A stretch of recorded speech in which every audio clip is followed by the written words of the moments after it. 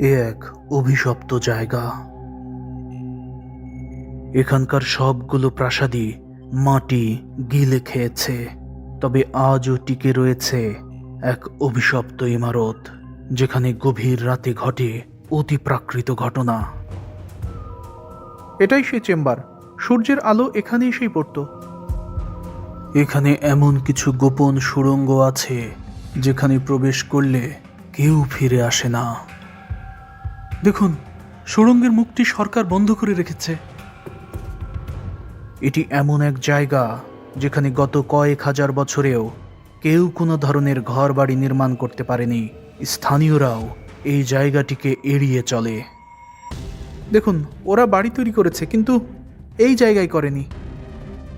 হ্যাঁ দর্শক, বেঙ্গল ডিসকভারির পর্দায় আজ আপনি দেখতে যাচ্ছেন ইতিহাস বিখ্যাত এক অভিশপ্ত প্রাসাদ, যার গায়ে আজও লেগে আছে গজবের দাগ।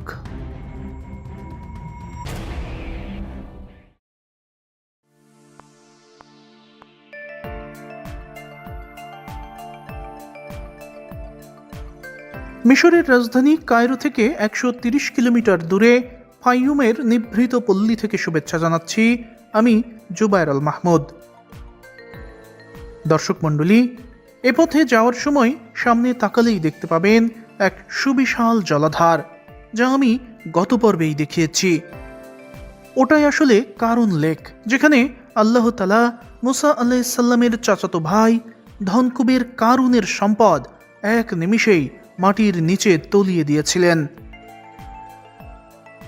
কারুনের সম্পদ কি পরিমাণ ছিল তা এই লেক দেখলেই আপনি ধারণা পেয়ে যাবেন। এটা সত্যি সত্যিই কুল কিনারাহীন।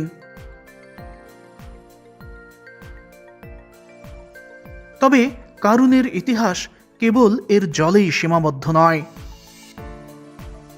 আজ আমি আপনাদের নিয়ে যাচ্ছি এমন এক জায়গায় যেখানে ছিল কারুনের মূল রাজপ্রাসাদ, স্ত্রীদের আবাসিক মহল, ভুলভুলিয়া, মন্দির আর ছিল গোপন সুড়ঙ্গ।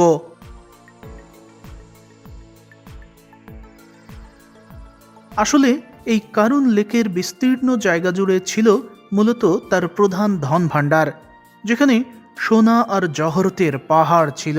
ছিল অবসর কাটানোর প্রাসাদ, স্ত্রীদের মহল, বাগিচা, দেওয়ানখানা, সবই। আর আজ আমি যেখানে যাচ্ছি সেখানে ছিল তার মূল আবাসিক প্রাসাদ, এবং সেই প্রাসাদের উঠানেই তিনি রাজকীয়ভাবে সাজানো ঘোড়া আর হাতির পিঠে উঠে ধন ভাণ্ডারের বহর নিয়ে হাজির হতেন। আল কুরআনে সূরা কাসাসে আল্লাহ তাআলা কারুনের সম্পদ আর তার চাবি বহনের যে বর্ণনা দিয়েছেন, সেই চাবির গাড়ি কারুন এই লেকের ধন ভাণ্ডার থেকেই প্রাসাদ স্থলে নিয়ে যেত। কারুনের সেই রাজকীয় অট্টালিকার স্থল এখন খুবই অভিশপ্ত, তবে জায়গাটি এখান থেকে খুব বেশি দূরে নয়। লেকের মাঝ বরাবর থেকে মাত্র 5 কিলোমিটার। কিন্তু এতটা পথ চলে আসার পরও কারুন লেক যেন শেষই হচ্ছিল না। আল্লাহ পাক কারুনকে যে কি পরিমাণ সম্পদ দিয়েছিলেন তা এখনো আমরা যারা অনুমান করতে পারছি না তাদের জন্য বলছি। এই লেক যত বড়, কারুনের ধন সম্পদ, জমি জমা, প্রাসাদ সব কিছুই ছিল এই লেকের পুরো জায়গা জুড়েই, যার আয়তন 230 বর্গ কিলোমিটার, যা ভারতের কলকাতা শহরের চেয়েও বড়।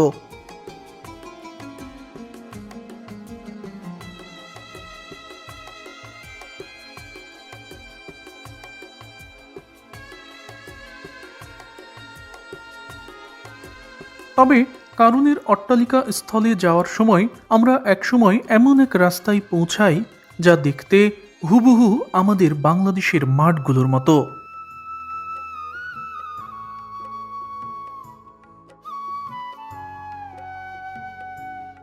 এই পথটি অতিক্রম করার সময় অবশ্যই শ্যামল বাংলার মায়াবী টান আপনার হৃদয়কে উদ্বেলিত করবে।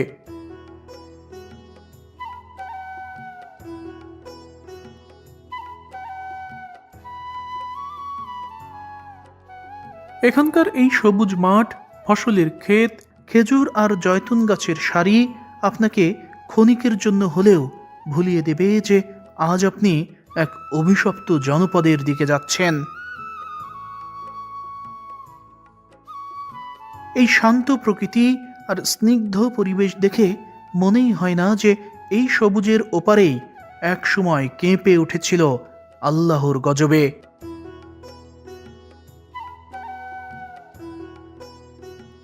মিশরের এই গ্রামীণ পরিবেশে এখানকার প্রাণ প্রকৃতি, সবুজ মাঠ, ফসলি ক্ষেত আর বাড়িঘরগুলো দেখতে দেখতেই আমরা সামনের দিকে আগাতে থাকি।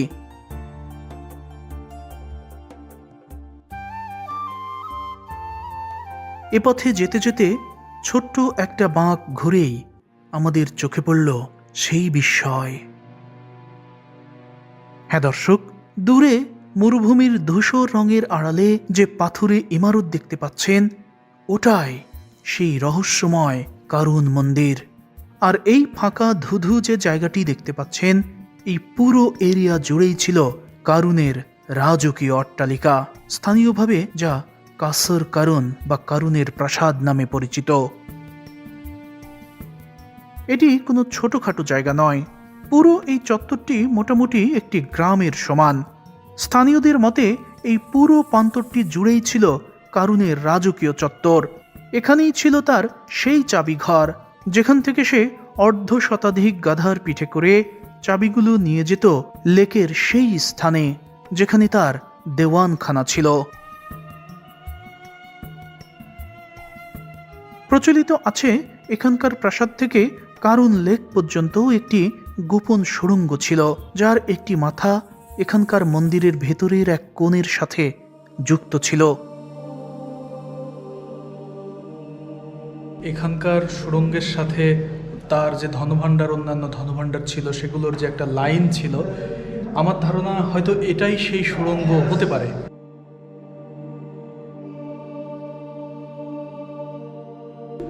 এটা আসলে আরো একটি সুড়ঙ্গ, এবং এই ধরনের সুড়ঙ্গ এখানে কত যে আছে তা আপনি গুণে শেষ করতে পারবেন না।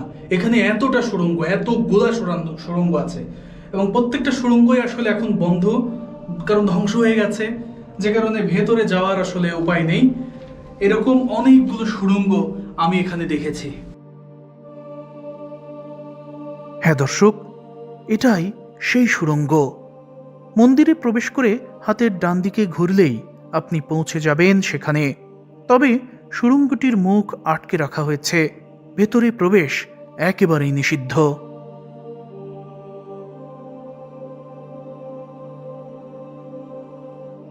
দর্শক, দূরে যে চেম্বারটি দেখতে পাচ্ছেন, ওটাই মন্দিরের মূল চেম্বার। ওখানেই মূর্তি রাখা হতো, এবং ওটা এমন একটি পজিশন যে সকালের সূর্যের প্রথম কিরণ মূর্তিটির মুখে গিয়ে পড়ত। আর এর নিচে অর্থাৎ মাটির তলায় ছিল ধনভাণ্ডার। এই যে দেখুন, অন্ধকারের জন্য ক্যামেরায় ভালো আসছে না, কিন্তু আমি দেখতে পাচ্ছি নিচে আন্ডারগ্রাউন্ডে কক্ষ আছে। তবে এখানে মাটির নিচে রাখা সেই গুপ্তধনের ভাণ্ডারে সহজে কেউই পৌঁছাতে পারত না। অর্থাৎ এটি একটি ভুলভুলিয়া, যেখানে প্রবেশ করলেই মানুষ পথ হারিয়ে ফেলে। এবং আপনি যদি এই পাশ দিয়ে প্রবেশ করেন, তাহলে ঠিক এই রকমই আরেকটি পথ হাতের বাম পাশে আরও একটি দেখতে পাবেন। বাম পাশ দিয়ে প্রবেশ করলে আপনি অটোমেটিকই ডান পাশের এদিক দিয়েই বেরিয়ে যাবেন। চারপাশে যেদিকে তাকাচ্ছি সেদিকেই দেখা যাচ্ছে কোনো না কোনো সুড়ঙ্গ, একেবারে গোলক ধাঁধা টাইপের। এই যে দেখুন, এই পাশে আমি আপনাদের দেখাচ্ছি, এই যে এটা কিন্তু সুড়ঙ্গ, দেখুন, দেখেছেন? ওই যে নিচে কিন্তু সুড়ঙ্গ। এবং শুধু এইটাই নয়, এই যে এই পাশটা দেখেন, যে এই পাশটা সুড়ঙ্গ, এই পাশটা, এই যে নিচে সুড়ঙ্গ। এছাড়াও এই যে এই পাশে নিচে নামার জন্য আলাদা সিঁড়ি আছে, দেখেছেন? এই যে সুড়ঙ্গ সিঁড়ি। অর্থাৎ স্বর্ণভাণ্ডার থেকে কেউ যদি চুরি করার চেষ্টা করত, তাহলে সে আসলে মূল ভাণ্ডারে পৌঁছানোর আগেই এই পাশ দিয়ে বের হয়ে যেত। আর এই অপ্রতিরোধ্য ইঞ্জিনিয়ারিং কৌশলে হজরত মুসা আলাইহিসসালামের চাচাতো ভাই কারুন এই মন্দিরটি তৈরি করেছেন আজ থেকে প্রায় 3400 থেকে 3500 বছর আগে। মিশর যে বহু বছর আগে থেকেই স্থাপত্য কৌশলের দিক থেকে পুরো পৃথিবীকে পথ দেখিয়েছে, এ যেন তারই জ্বলন্ত উদাহরণ।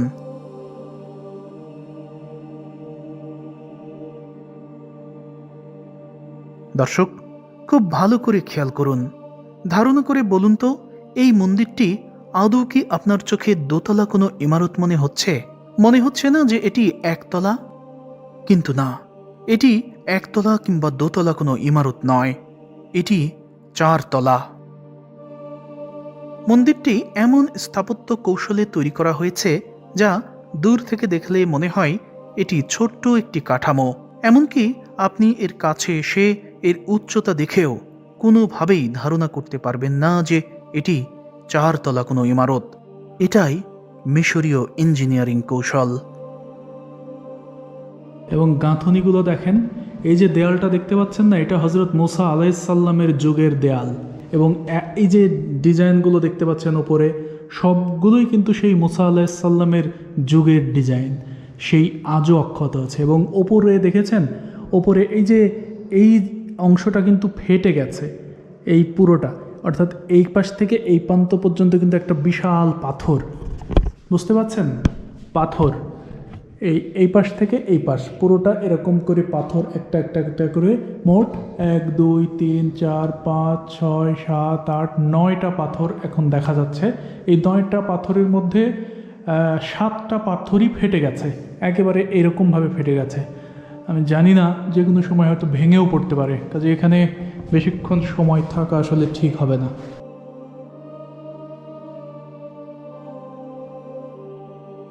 এগুলো দেখার পর আমি যখন উপরে উঠতে যাচ্ছিলাম, তখন আরো বেশ কিছু সুড়ঙ্গ দেখতে পাই।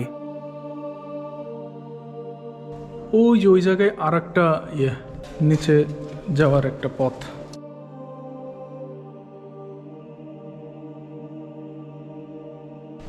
এই যে দেখুন, এখানে আরও একটা সুড়ঙ্গের মতো এপাশে চলে গেছে, নিচে একদম সুড়ঙ্গ, মানে আপনি যেদিকে যাবেন সেদিকেই সুড়ঙ্গ। এটা কয়তলা ইমারত সেটা আপনি বুঝতে পারবেন এই সিঁড়ি ধরে উঠলেই। দেয়ালে কি পরিমাণ ঝিলিক দিচ্ছে দেখেছেন?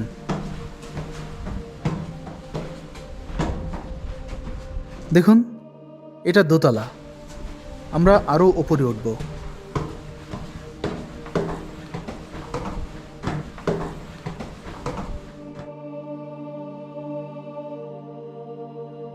এটা 3 তলা, তবে এর ছাদ ধ্বংস হয়ে গেছে, আর মাটির নিচে রয়েছে 1 তলা, মোট 4 তলা। তবে এখানে পৌঁছানোর পর আমি এমন কিছু গোপন কক্ষ দেখতে পাই যা আমার কল্পনাতেও ছিল না। এই লোহার তার কাঁটা দিয়ে আটকানো ছোট্ট ছিদ্র দিয়ে ভেতরে তাকালেই দেখতে পাবেন মানুষ চলাচলের সরু পথ। ধারণা করছি এটা ছিল প্রহরীদের চলাচলের পথ, তবে এই ছিদ্রগুলো তৈরি করা হয়েছে ভিন্ন কাজের জন্য।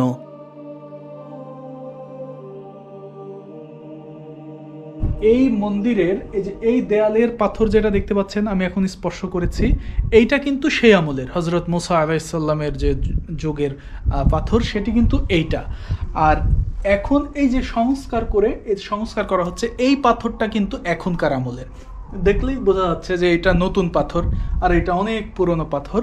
আর এখানে এই যে এরকমভাবে ছোট ছোট কিছু ছিদ্র আছে, এই ছিদ্র দিয়ে মূলত ভেতরের কক্ষে আলো বাতাস যাওয়া আসা করে। এখানেও আছে, এই যে এই পাশেও রাখা আছে, এই যে দেখুন এই পাশেও একটা ছিদ্র আছে।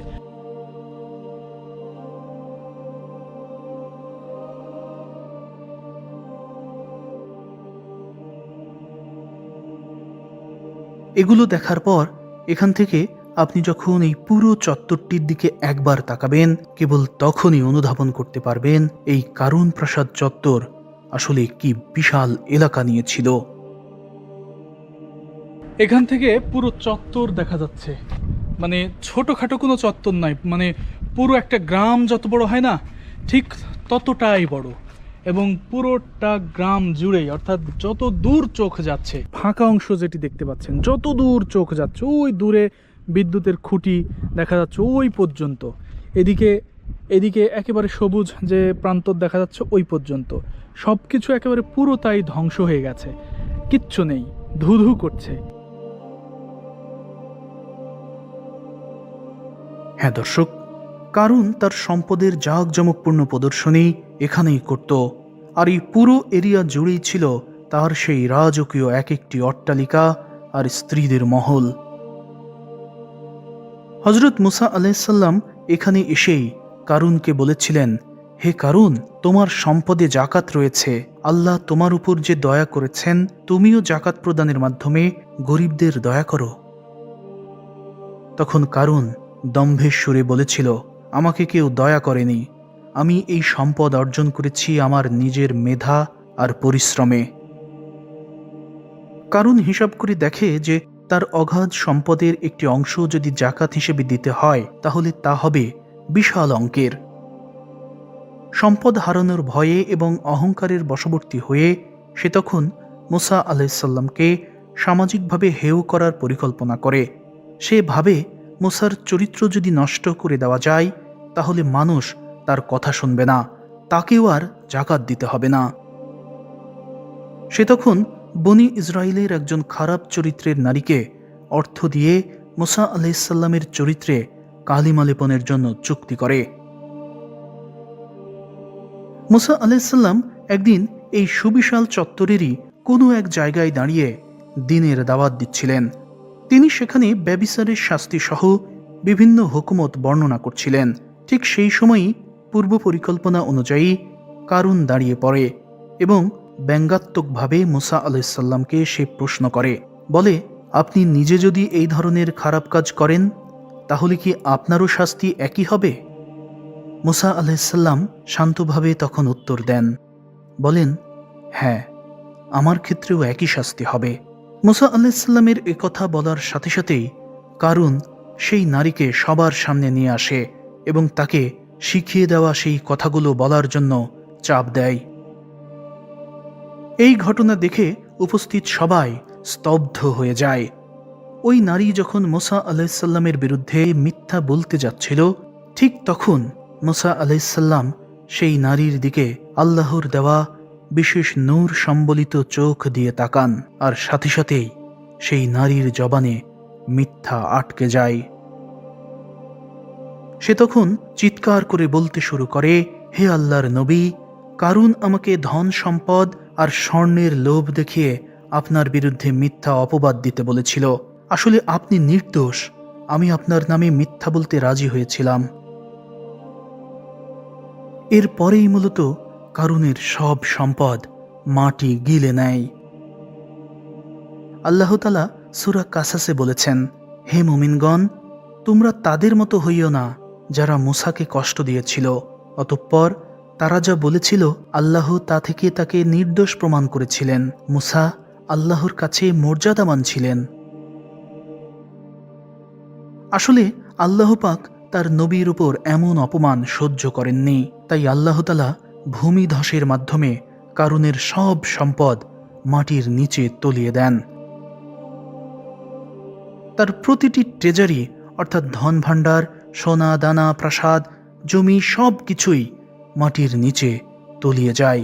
চোখের পলকেই কারুন হয়ে যায় নিঃস্ব পথের ফকির। এমনকি সে নিজেও ধীরে ধীরে মাটির তলায় ডুবে যায়। তার সম্পদের পাহাড় যেখানে ছিল সেই স্থানে গর্ত সৃষ্টি হয়ে বিশাল জলাধার হয়ে যায়। আল্লাহ তাআলা এই চত্বরে থাকা রাজকীয় তার সেই প্রাসাদগুলোও তার ধন সম্পদের মতোই মাটির নিচে দাবিয়ে দেন। তবে আল্লাহ পাক এখানে জলাধার সৃষ্টি করেননি। আসলে আল্লাহ তাআলা অনেক জাতিকেই ধ্বংস করেছেন, কিন্তু তাদের ব্যবহৃত নানান কিছুই নাস্তিক আর অবিশ্বাসীদের জন্য নিদর্শন হিসেবে রেখে দেন, যাতে পরবর্তীতে তারা বলতে না পারে যে এসব কেবল পুরনো কাহিনীর গল্প। এই জমিনে মন্দিরটি দাঁড়িয়ে থাকার অর্থই হল এখানে কারুনের অস্তিত্ব ছিল, এটা দিনের আলোর মতো সত্য। ফেরাউন যুগে এখানকার মানুষ সোবেক দেবতার পূজা করত, যার মাথা ছিল কুমিরের মতো আর দেহ মানুষের। প্রাচীন মিশরীয়রা বিশ্বাস করত যে নীল নদের কুমিররা যখন বেশি সংখ্যায় দেখা যেত, তখন নীল নদে প্রচুর পানি আসত এবং পলি পড়ে জমি উর্বর হতো, তখন ফসলও হতো প্রচুর। তাই সোবেককে উর্বরতা এবং প্রাচুর্যের প্রতীক হিসেবে তারা পূজা করত। কারণও তার প্রাচুর্য ধরে রাখার জন্য এই মন্দির তৈরি করেছিল। কিন্তু দেখুন, মন্দিরের দেবতা কারুনকে সেদিন বাঁচাতে পারেনি। আসলে আল্লাহ তাআলা মানুষকে চিন্তা করার জন্যই নিদর্শন হিসেবে এই মন্দিরটি ধ্বংস না করে রেখে দিয়েছেন। শুধু এই মন্দিরটি নয়, এখানে অক্ষত আছে একটি কূপ। পর্দায় যে গাঁথুনিটি দেখতে পাচ্ছেন, এটাই সেই প্রাচীন কুয়া। কারণ এই কূপের পানি ব্যবহার করত, পান করত তার পশুরাও। কিন্তু দেখুন, তার প্রাসাদ ধ্বংস হয়ে গেলেও আল্লাহ তাআলা কূপটি অক্ষত রেখেছেন। এর অর্থ হল মানুষের হাতে তৈরি দম্ভের অট্টালিকা ধ্বংস হয়ে যায়, কিন্তু আল্লাহর দেওয়া প্রাকৃতিক নেয়ামত পানি থেকে যায়। কিন্তু আমি কূপটির কাছে যেতে পারিনি। যখনই যাচ্ছিলাম তখনই এখানকার নিরাপত্তায় থাকা পুলিশ আমাকে বাধা দেয়।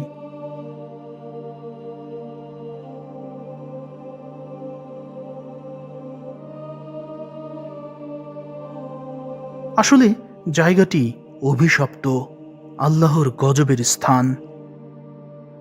এটি এতটাই ভয়ঙ্কর স্থান যে এখানে আজও হাজার হাজার বছর পরে এসেও কারুনের এই পুরো চত্বরের কোথাও কেউই কোনো কিছু নির্মাণ করতে পারেনি। যারা কারুনের এই সীমানার মধ্যে কোনো কিছু তৈরির চেষ্টা করেছে, সবই ধ্বংস হয়ে গেছে। এখানে আজও সব কিছুই মাটি নিচের দিকে টানতে থাকে, যে কারণে কাউকেই এখানকার উন্মুক্ত প্রান্তরে প্রবেশ করতে দেওয়া হয় না, এমনকি যেতে দেওয়া হয় না এখানকার সুড়ঙ্গের ভেতরেও। ন্যাশনাল জিওগ্রাফির অ্যারাবিক এডিশন এই জায়গাটিকে মৃত্যু ফাঁদ বলে উল্লেখ করেছে। শুধু তাই নয়, এখানকার নিরাপত্তা রক্ষীরা জানিয়েছে গভীর রাতে এখানে রাজকীয় পোশাক পরে মানুষকে চলাচল করতে দেখা যায়, কিন্তু কাছে এলে কাউকে খুঁজে পাওয়া যায় না। এরপরও অতি সাহসী হয়ে যারাই এখানে ঘুটঘুটে অন্ধকারের মধ্যে এসব অতিপ্রাকৃত জিনিস দেখতে যায়, তারাই ফিরে এসে অস্বাভাবিক আচরণ শুরু করে।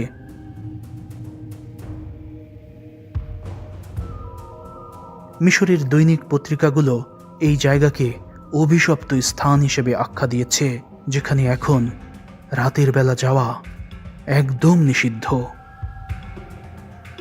কসর কারুন, দুনিয়ার বুকে আল্লাহর গজবের নিদর্শন।